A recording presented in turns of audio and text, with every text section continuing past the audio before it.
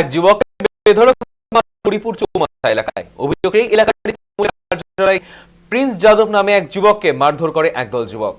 এই ঘটনার পর দ্রুত তদন্তে নেমে নৈহাটি থানা পুলিশ দুজনকে গ্রেফতার করেছে। ধৃতরা হলো রাজু যাদব ও অনুপ যাদব।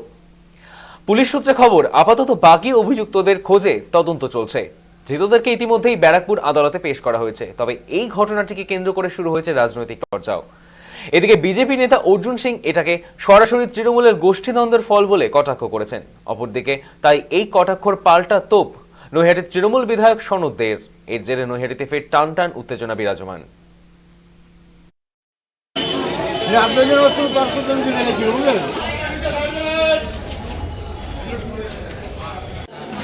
वीडियो बनाते पूरा बनाओ।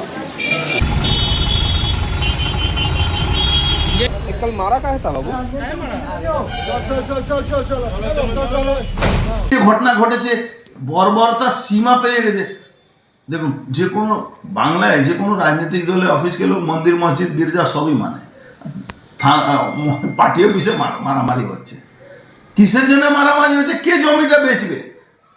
পার্থভূমিকে লোক বেচবে না এমএলএ লোকরা বেচবে? চেয়ারম্যান বেচবে?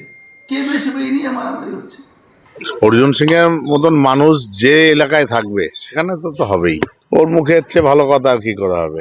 অর্জুন সিং যেখানে থাকবে সেসব হবেই। তৃণমূলের সাথে এই গন্ডগোলের কোনো সম্পর্ক নেই, কোনো সম্পর্ক নেই। তৃণমূল কংগ্রেসের কোনো নেতা, কোনো কেউ এই ঘটনার সাথে জড়িত নয়।